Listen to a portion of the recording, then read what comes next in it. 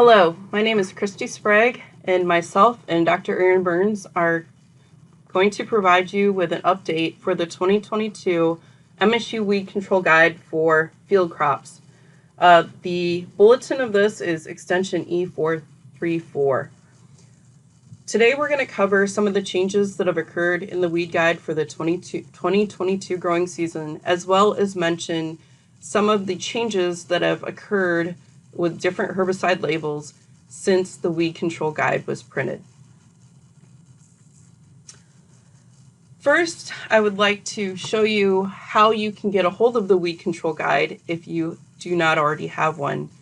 The weed control guides have been distributed at many of the MSU Extension field crops extension meetings this year, as well as some other various places. But if you do not have one and you'd like to get the hard copy of this guide, you can order one from the MSU Extension bookstore. At the top of this page, you can see the web address for the bookstore to purchase the MSU Weed Control Guide for Field Crops. Again, it's Extension Bulletin E0434. Another way you can get it is by Googling MSU Extension Bookstore. That'll take you to that website, or go to shop.msu.edu. Each copy is $15 per copy, and if you order it through the bookstore, you will also have to pay for shipping and handling. Hello, my name is Aaron Burns, and I'm going to be going over the updates to the corn section of the 2022 Weed Control Guide for Field Crops, which starts on page 17. First update is actually a new use for a herbicide, and it's historically been registered as post-emergence as Enlist Xtra, which now may be applied pre-plant and pre-emergence at rates ranging from 44 to 51 fluid ounces, depending on your soil type and organic matter. And to look at the label for more details, and 1A, which is on your screen right now on page 17, has the weed control ratings if this was used pre-emergence. So you can see picks up quite a few grass broadleaf weeds. And then on page 41 is for more details on other use patterns. The next herbicide that was added to the corn section of the weed control guide is a soil applied herbicide on page 18. It's called Restraint, and when used soil applied has good control of eastern black nightshade, palmer amaranth, pigweed, and then water hemp, and then excellent control of many of our annual grasses. Restraint can also be used post-emergence, which is on page 19. And once again, one good broad spectrum control of annual broadleaves and also annual grasses when used post-emergence. On page 48 is the remarks and limitations section, which will give you all the information you'd like to know about this new herbicide. It is a premixture between acetochlor, which is group 15, and topyrolate, which is a group 27 herbicide. Typical use rate is 36 fluid ounces per acre, which equates to 2.06 pints of harness plus 1.02 fluid ounces of Shield X. You can apply restraint to field corn up to 20 inches tall, or 6 leaf collars V6, whichever is more restrictive. And the acetochlor component of restraint will provide residual control of grass and small seeded broadleaf weeds. The next herbicide I would like to discuss is a post-emergence herbicide on page 19. It is in the yellow box on the screen in front of you. It's called Catagon. It is a premixture of a group 2 and group 27, and has broad spectrum control of both annual broadleaves, grasses, and then also picks up a few of our perennials, quackgrass, and then excellent on seedling Johnson grass and good on rhizome Johnson grass. Page 47 are more information about Catagon. Once again, it's a premixture of topyrolate and nicosulfuron. Typical use rate is 3.2 fluid ounces per acre, It's recommended to include 1% crop oil concentrate, and that equates to 0.96 ounces of Shield X and 0.69 ounces of Accent Q. Apply to field corn up to 20 inches tall or V5, whichever is more restrictive. And it's important that full coverage of emerged target weeds is essential for post-emergence applications. So making sure that you're using the correct gallons per acres to get that full coverage coating of the leaf surface for sufficient control. And as with many herbicides that contain a group 27, the addition of atrazine at 1/4 or 1/2 pound will improve control. But note that tank mixtures of Catagon with atrazine can only be applied up to 12 inches tall due to the atrazine addition. The next herbicide we will discuss is Acuron GT, which is a post-emergence herbicide found on page 19. Premixture of actually 4 different active ingredients. It has good to excellent control of many annual broadleafs, annual grasses, and then also some of our perennials as canna thistle, quackgrass, and then seedling and rhizome Johnson grass. Page 50 is where you'll find more information about Acuron GT. As I said, Acuron GT is a premixture that contains S-metolachlor, which is group 15, mesotrione and bicyclopyrrone, which are both group 27s, and glyphosate, which is group 9. Typical use rate is 3.75 pints per acre, and it's recommended to use 0.25% non-ionic surfactant, and because of the glyphosate component, putting in AMS will also improve control. And at that 3.75 pints per acre rate, that's 0.9 pints of dual Magnum. And on the printed version, I made a mistake and put dual 2 Magnum. This does not have the safener, so that should be dual Magnum. That is now corrected on the online version of the weed control guide, but make sure to make that note in your guide if you're following along on the printed version. It's also 3 ounces of Callisto, 0.045 pounds of active ingredient bicyclopyrrone, and 0.9 pounds of acid equivalent of glyphosate. It's important to note that since it does have that glyphosate in the premixture, that you must apply this to glyphosate-resistant corn only, or else you will kill the corn and have some great injury. And once again, it has good broad spectrum control of grasses and annual broadleaf weeds. You can apply Acuron GT up to 30 inches tall or V8, whichever is most restrictive. The next herbicide that was added to the weed control guide is on table 1K, which is spring burn down herbicides in corn. It is on page 50. The table 1K is, and it's Reviton, which is at 1 ounce, and is recommended added in glyphosate on the table at 0.75 pounds of acid equivalent, which leads to excellent control of chickweed, yellow rocket, shepherd's first, and field pennycress. Also good control of quackgrass, and then cover crop termination of rye and wheat. And if you'd like to learn more about this herbicide, it is on page 28. Another addition is the maximum use rates of impact. You can now use up to 2 ounces per acre to provide greater control of certain grass species.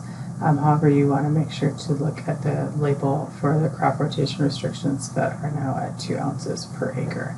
And that it's important that it's only applied to impact. The Armazon label was not changed.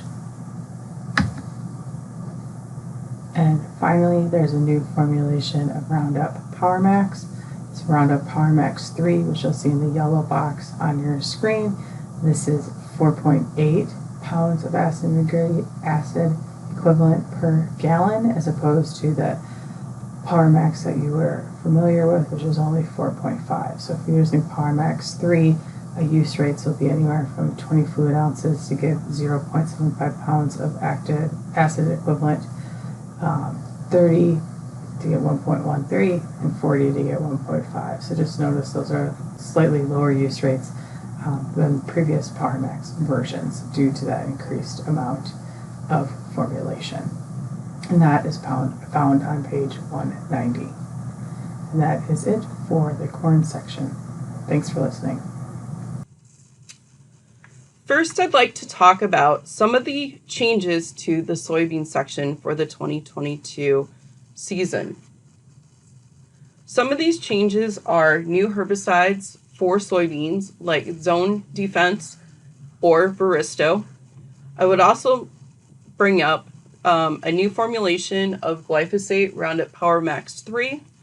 Talk about a new no-till herbicide, Reviton.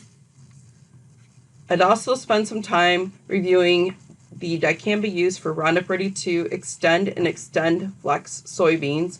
Again, none of the label has changed from the 2021 season. However, just to go through a quick review of some of the things to keep in mind.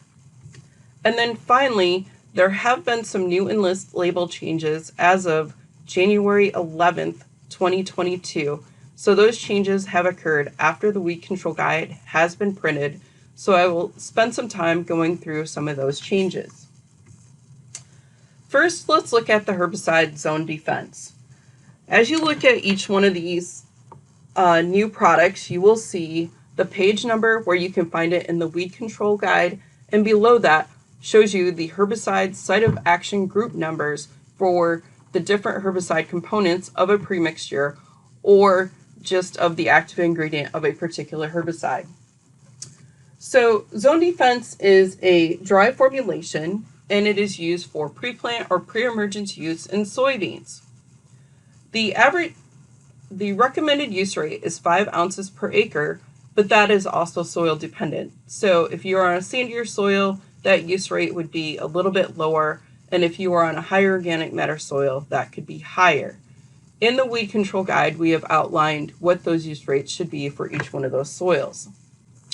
In Zone Defense, we're basically looking at a combination of two different Group 14 herbicides, flumioxazin or Valor, and sulfentrazone, which as a single active ingredient is sold as Spartan. You can see what the individual use rates are in that premixture for a 5 ounce rate of Zone Defense. There are a few restrictions on using Zone Defense.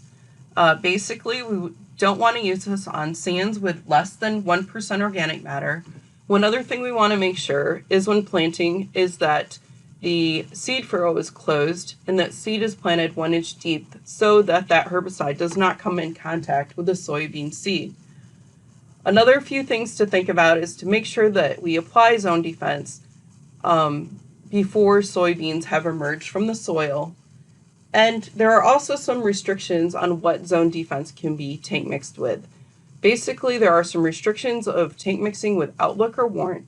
It can be tank mixed with Dual or several of the other metolachlor or S-metolachlor products as long as the Zone Defense rate does not exceed 5 ounces. So please keep that in mind. As far as weed control, Zone Defense will provide good residual control early in the season of common lamb's quarters, eastern black nightshade, and pigweed. So again, very excellent control of those 3 weed species. It will also provide good control of herbicide-resistant Palmer amaranth and water hemp, common ragweed, and also mare's tail.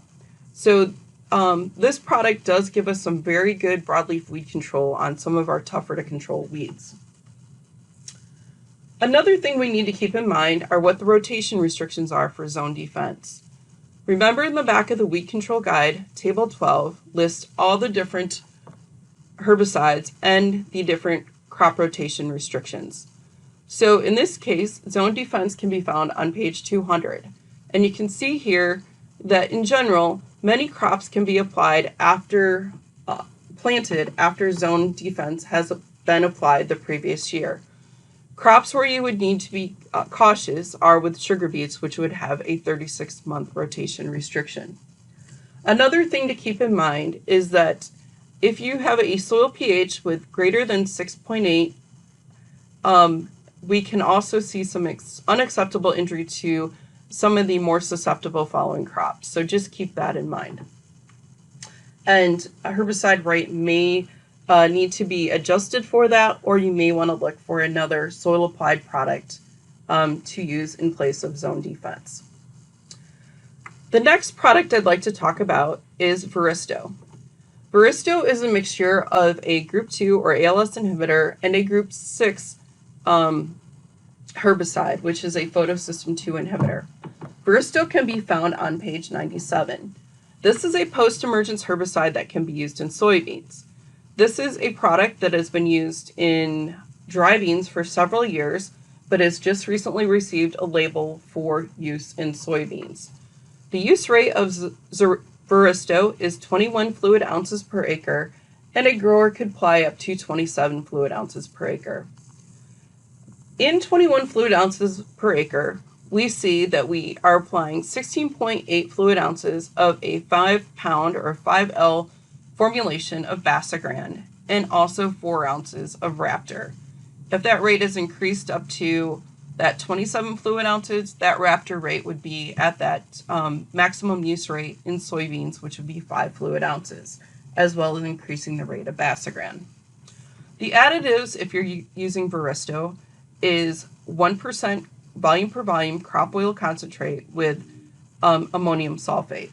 And generally we would apply that at 12 to 15 pounds per 100 gallons. Couple other things to keep in mind. With Varisto, we do not want to apply it after soybean have begun to flower. There is a pre-harvest interval of 30 days. And we also don't want to take mix Varisto with a group 1 herbicide for grass control. The Raptor component of Varisto will provide some control of grass species. If we take mix Varisto with one of those group 1 herbicides, we can see an antagonism to where we may not get good grass control. However, if you're looking to control volunteer corn, that tank mixture would work. So just keep that in mind. As far as weeds that are controlled, with Varisto, we would have excellent control of eastern black nightshade, pigweed, and common cockleburr, as long as these weeds are not resistant to an ALS inhibitor or a group 2 herbicide. So keep that in mind. So things that are not group 2 resistant, it would control very well. For good control, we're looking at common lamb's quarters, velvet leaf, smartweed, and also Jimson weed. From a rotation restriction, what we see with Varisto is 8.5 months, you can plant corn after it, 3 months for wheat. Sugar beets would be 18 months. And with Varisto, there is a soil pH restriction. So if your soil pH is less than or equal to 6.2, we would need to increase that sugar beet rotation restriction to 26 months. The next product I would like to mention is Roundup PowerMax 3. Roundup PowerMax 3 is not only used just in soybeans, but it is also used in any crop situation that we have that would use glyphosate. For example, Roundup Ready corn, Roundup Ready sugar beets, burn down for several other crops, and potentially desiccation of some different species. What I'd like to do is just kind of talk a little bit about what Roundup PowerMax 3 is. What this is a new glyphosate formulation that is a higher loaded glyphosate. So what we see is 4.8 pounds acid equivalent per gallon of glyphosate in Roundup PowerMax 3. In compared to Roundup PowerMax, where it is a 4.5 pound acid equivalent per gallon. Roundup PowerMax 3 is also a potassium salt, which is very similar to the current Roundup PowerMax formulation. Again, this can be found on page 193, listed with several of the other glyphosate products. When we look at how the use rate of Roundup PowerMax 3 compares to Roundup PowerMax, you can see where we generally use 32 ounces of Roundup PowerMax, we would use 30 ounces of Roundup PowerMax 3. With Roundup PowerMax 3, here is the use rates based on weed size. So for example, our rate that we would use about 5 years ago, which would be 22 ounces of Roundup PowerMax, we would now use 20 fluid ounces of Roundup PowerMax 3, and that should provide good to excellent control of many of the susceptible weeds when they're less than 6 inches tall. As weeds get bigger, we generally increase the rates. You can see here 30 fluid ounces would again be equivalent to the 32 fluid ounce rate of Roundup PowerMax, and 40 fluid ounces would be equivalent to 1.5 pounds acid equivalent per acre of glyphosate. The next product I'd like to touch on is Reviton. Reviton is a group 14 herbicide, and its active ingredient is TFNSL.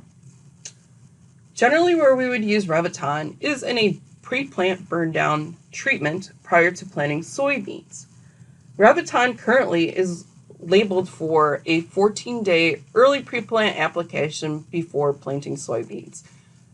We've looked at it, and generally it looks fairly safe with a closer application window, but currently it does have a 14-day window prior to planting, so if you're going out there with an early burn down application.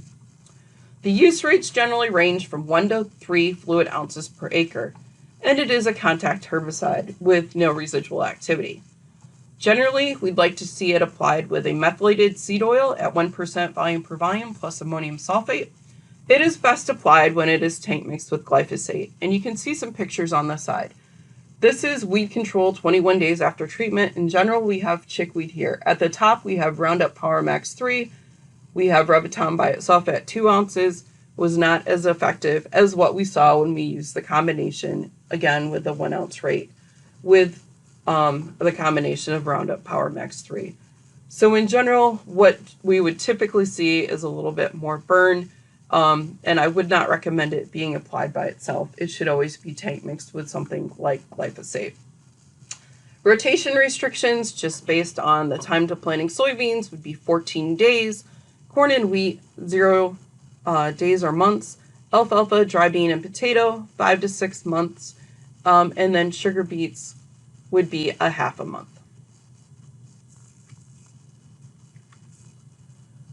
Next, I'd like to talk a little bit about XtendFlex soybeans. XtendFlex soybeans came onto the market last year in 2021. Again, just as a reminder, XtendFlex soybeans provide resistance to dicamba, glyphosate, and glufosinate. In general, we do have some recommendations on how to get the best weed control possible with XtendFlex soybeans on page 107. So please feel free to read through the different steps that we would look at for providing good weed control in this system. But with XtendFlex soybeans, very similar to what we've seen with Roundup Ready 2 Xtend soybeans, we can use the herbicide dicamba. With dicamba, there are a few different dicamba formulations that we can use, and we can only use registered dicamba formulations on either one of these soybeans. What I thought I would do is look at, provide you with some of the highlights that came into place in 2021 and just provide you a quick review. Looking at registered uses, the application window, the use of drift reducing agents or DRAs, the use of volatility reducing agents or VRAs, and then also talking about the restriction of using ammonium sulfate. Additionally, talk about the maximum single application use rate, talk about downwind buffers, runoff restrictions, and then the need for dicamba specific or plant growth regulator specific training. So again, with the use of XtendFlex soybeans or Roundup Ready 2 Xtend soybeans, we have 3 different dicamba formulations that we can use. We can use Ingenia, XtendiMax, or the premixture of Tavium, which contains both dicamba and S-metolachlor. All 3 of these products are restricted use pesticides. So in addition to your dicamba training, you would also need to have be a certified pesticide applicator because of them being restricted use pesticides. Again, these products are only to be used in dicamba resistant crops. So in Michigan, that would be dicamba resistant soybeans, again, the XtendFlex or the Roundup Ready 2 Xtend soybeans.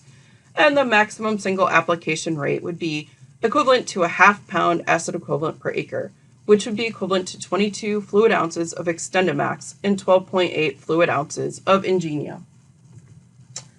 When we look at the application stage, basically there is a cutoff. With Tavium, we basically can apply it through V4 soybean or June 30th, whichever recurs first.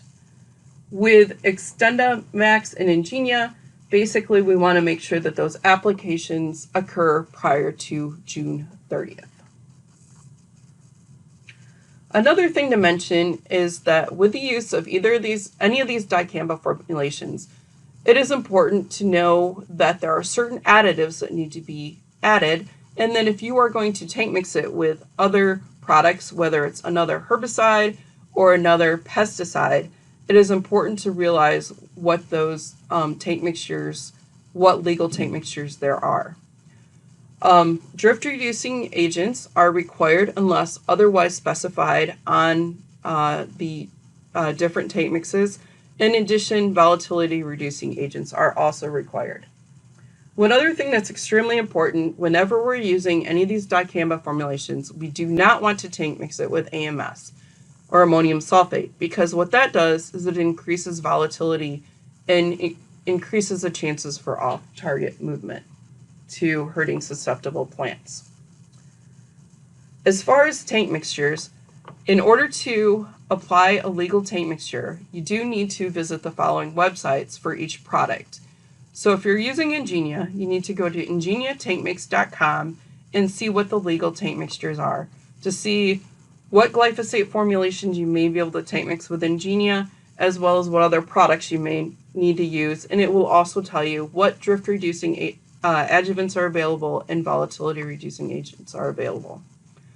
For XtendaMax applications, you have XtendaMaxApplicationRequirements.com, and then with Tavium, you would look at TaviumTankMix.com.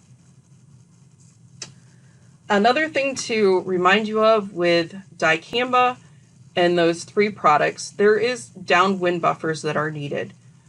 For the half-pound acid equivalent per acre that we use with each one of these products, we need a 240-foot downwind buffer. So for example, if we're looking at a map of this field and we pull that up and blow it up, and the wind is blowing from the east and blowing to the west, you can see we would need to have that 240-foot downwind buffer on that west side of the field.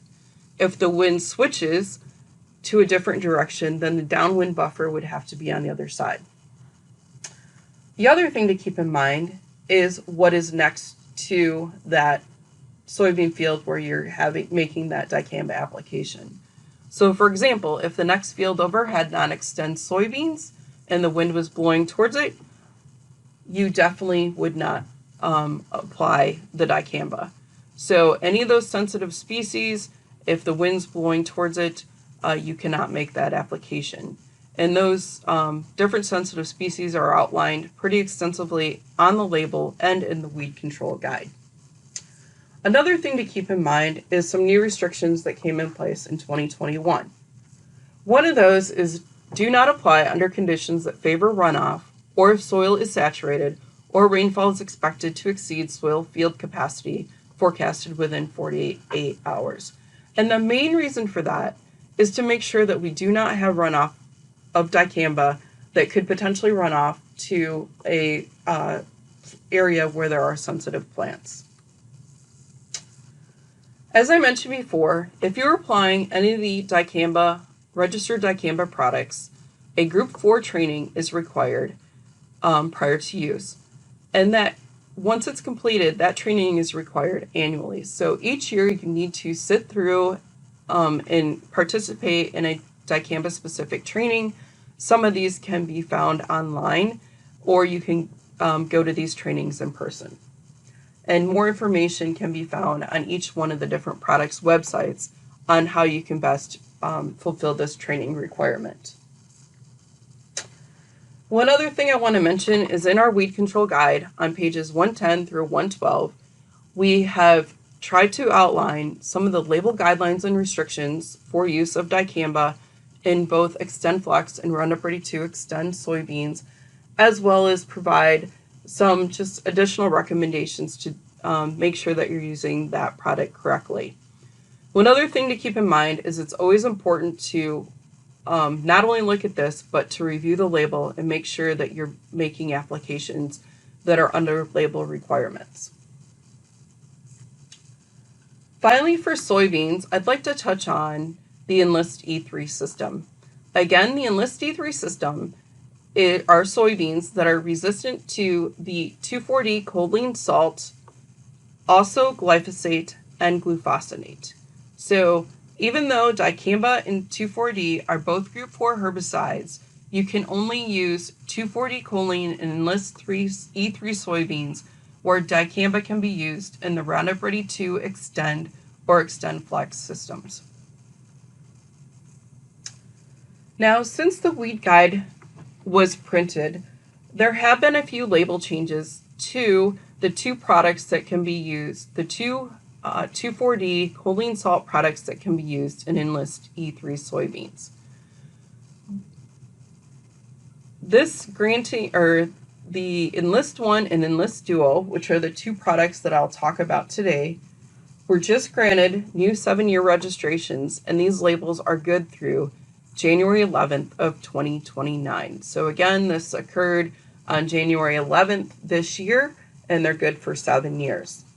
The two products that we have that we can use in the Enlist E3 system that are 2,4-D or the 2,4-D choline salts are Enlist 1, which is the 2,4-D by itself, or Enlist Duo, which is a combination with glyphosate. You can see the use rates that we have listed here for each product. In general, we shoot for using the highest use rate for post-emergence weed control in Enlist E3 soybeans.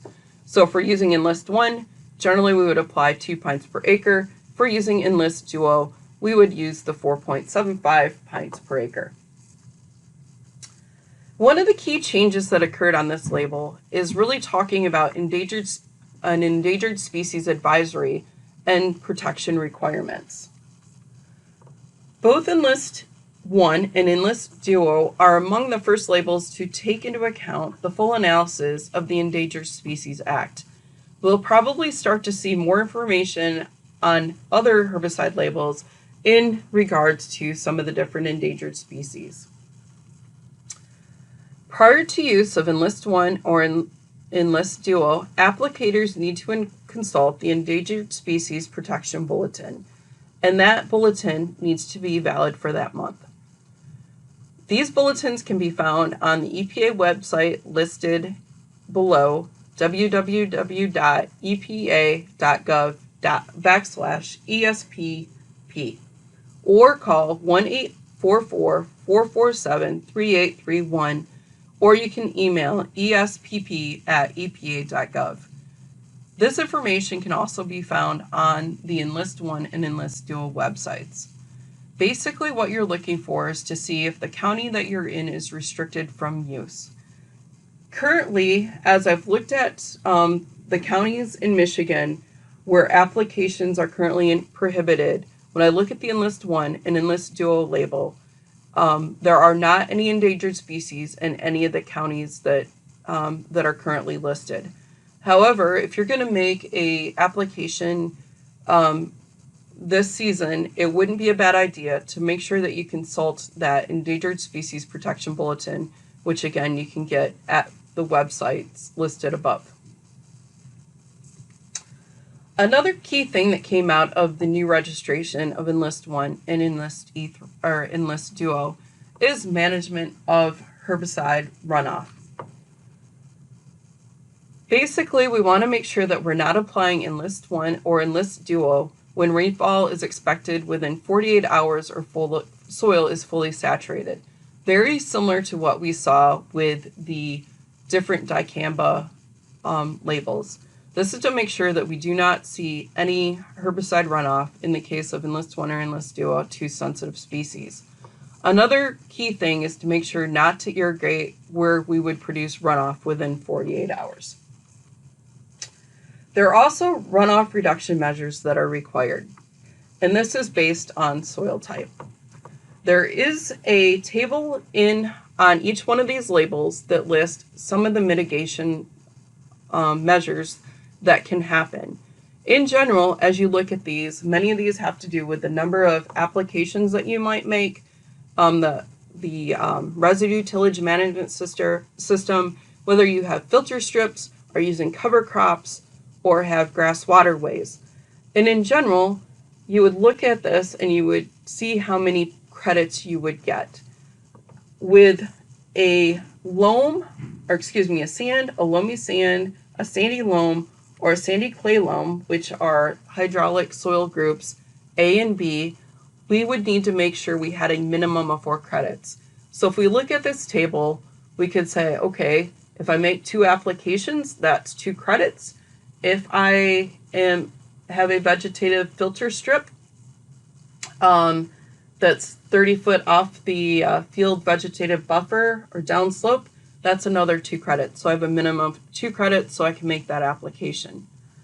If you're in the hydraulic soils groups C, and D, you need to have a minimum of 6 credits. So in order to do that, I may decide I'm only going to use 1 application of 2,4-D, and then, so that would be 4 points or 4 credits, and then use a reduced tillage system, that would be 4 credits, so that would be 8 credits. So in the case of that, maybe I can make 2 applications of either Enlist 1 or Enlist Duo. So these are some key things that have been added to the new Enlist labels. Another thing that has changed with both Enlist 1 and Enlist Duo are the application window. And really what this is kind of a rewording of when the maximum application time in soybeans can occur.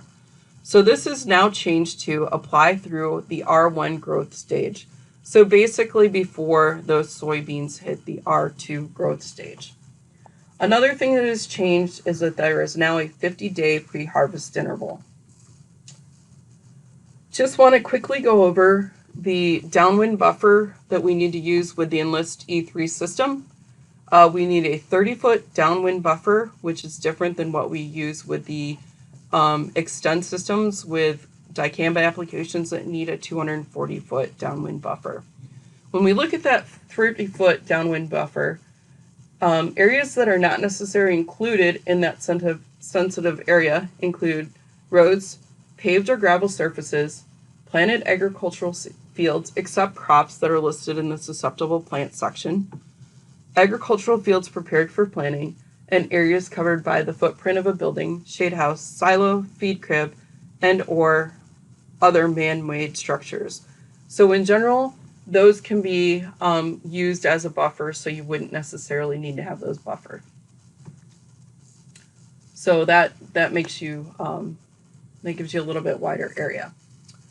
One other thing we need to keep in mind is not to apply Enlist 1 or Enlist Duo if the wind is blowing toward the adjacent commercially grown tomatoes or other fruiting vegetables. And if you look up EPA crop group 8, you can see what those are. Also cucurbits, so if the wind's blowing towards a cucurbit, those would include things like cucumbers, pumpkins, some of the different melon species, and grapes. So if the wind is blowing towards any of these sensitive crops, do not apply Enlist 1 or Enlist Duo. Another couple things that have happened are some of the updated websites. On the old Enlist labels, you would see the different nozzles that you could use for Enlist, applying those Enlist products.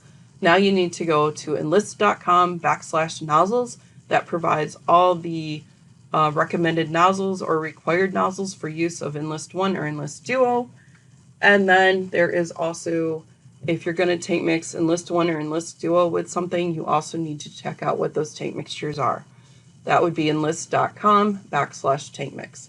So both of these websites are very important to you to look at prior to making an application of Enlist 1 or Enlist Duo. Another thing I wanted to point out is very similar to what we have with the Extend systems. With the Enlist E3 soybeans, we have kind of a similar two-pager looking at some of the restrictions. One thing I do want to point out is as you turn to pages 105 and 106, you can see for point number 6, it talks about when rain is expected to fall. That is now changed to that 48 hours. So you can cross that out, the 24 hours out, and put 48 hours. And again, that is with the new label changes that just occurred in the last couple weeks. Next, I'd like to talk about a couple changes in the small grain section that starts on page 134. One of the key things I wanted to do is just bring in just remind people that Sharpen can be used as a burn down herbicide, a pre-plant or pre-emergence herbicide prior to planting wheat in the fall. And this would actually be used to help control things like horseweed or mare's tail prior to planting wheat, so you have a good start. Sharpen can be used at 1 to 2 ounces. It needs to be applied with a methylated seed oil and ammonium sulfate. In general, Sharpen would be tank mixed with glyphosate to help control some of the other weeds. And again, this would all occur prior to planting wheat in the fall, or prior to wheat emergence. So again, just kind of a quick update on that, and that's on page 146. And just to remind you that Sharpen is a group 14 herbicide. The next product is one that was new to the weed guide last year. Just wanted to briefly mention it. Osprey Xtra. This is a combination of mesosulfuron and thiocarbazone. Osprey by itself is mesosulfuron, so this is another product that has an additional herbicide in there to help control some other weeds. The typical use rate would be 4.75 ounces per acre. One thing I do want to mention is we did some work this last year and applied it under cold temperatures. And with those cold temperatures, we did see quite a bit of injury. So it's very important not to apply if those spray temperatures are below 40 degrees F at night prior to or after application. And in general, if we're in a cold spell, it is best not to apply many of these herbicides, particularly ones that are group 2 herbicides. One other thing I wanted to point out is in the weed guide, I'd just like you to change, the use rate is correct at 4.75 ounces per acre, but the actual pounds active ingredient per acre, if you could cross that out and write in 0.0178. In general, that's, nobody's really going to look at that, but that just, when you start calculating it out, that is that 4.75 ounces that you would use per acre. And again, this would be applied with a surfactant and ammonium sulfate. The weeds where it's really good on are some of our winter annual grasses like windgrass, also early emerging grasses like annual bluegrass, annual ryegrass, and rough stalk bluegrass. Finally, I'd like to talk about some of the changes to sugar beets. With sugar beets, with dual Magnum, we've been able to apply that as a lay-by herbicide. But this last year, we were able to get a 24C registration, which is a special local need. And this is really to give you the option of using a low rate of dual Magnum pre to provide some residual control of particularly some of the more problem pigweed species like water hemp and Palmer amaranth. With a 24C label, basically the user assumes all risk of crop injury and crop yield reductions and crop loss. So again, if you're using this, this is, you assume all risk of using this. In general, what we're recommending if you are using dual Magnum is would use it as a pre-emergence herbicide at a low rate of a half pint. So this is about a third of the rate of what we would generally use post-emergence or in another crop. What this does is provides initial control of small seeded broadleaf weeds like water hemp. And in general, what we've seen for water hemp control is to try to do overlapping residual herbicides. So this gives us a good start until our first application of glyphosate, where we can add another residual post herbicide, whether it's another application of dual or something like Warrant or Outlook with our glyphosate application. And again, this is really to help control water hemp or herbicide resistant water hemp and Palmer amaranth. Another thing is just, again, do not apply more than a half a pint pre-emergence. With some of those higher rates, we have seen sugar beet injury and stand reduction, particularly under cold, wet conditions. And our maximum use rate post-emergence is 2.66 pints per acre. And then for a total per season, looking at dual Magnum, we can go no more than 4 pints per acre. Finally, I'd like to mention a product, a new formulation that did not make the weed guide this year. This is Stinger HL. This is a 5-pound acid equivalent per gallon. So it's a new higher load formulation of clopyralid. Where we use Stinger and sugar beets is generally for mare's tail control. Both Stinger formulations, Stinger by itself or Stinger HL, will likely be available in 2022. So it's going to be very important to know which Stinger formulation you have, because that's going to determine what use rate you use. With Stinger, the HL formulation, we do not want to apply more than 6.4 fluid ounces per acre of Stinger HL per season. Remember that rotation restrictions of susceptible species need to be kept in mind, things like soybeans and dry beans. So go to the back of the wheat guide, review those different rotation restrictions for those crops. When we compare the current Stinger formulation with a 3 pound per acid equivalent per gallon compared to the 5 pound, you'll see what the use rates are. So in general, if you were using 2 ounces per acre, you would now use 1.2 fluid ounces per acre of the Stinger HL. If you're using 4 fluid ounces per acre of the regular old formulation of Stinger, you would now be using 2.4 fluid ounces of the Stinger HL. Another couple things just want to remind you of: we have some fact sheets in the back of the wheat guide that can also be found on our website, outlining Palmer amaranth and water hemp control in soybeans, corn, and also in forages. That can be found on pages 221 through 225. And then we have a horseweed or mare's tail fact sheet in the back from pages 225 to 228, and this really focuses on mare's tail control in soybeans and looking at several of the different soybean systems that are out there. So keep that in mind. So with that, I'd like to thank you for your time and attention. And again, here's the information if you need to order a MSU weed control guide for field crops, or if you need to get access to it, you can get access to it from our website, msuweeds.com, and click on the 2022 Field Weed Control Guide, and you can go to the different sessions for that. Thank you for your time.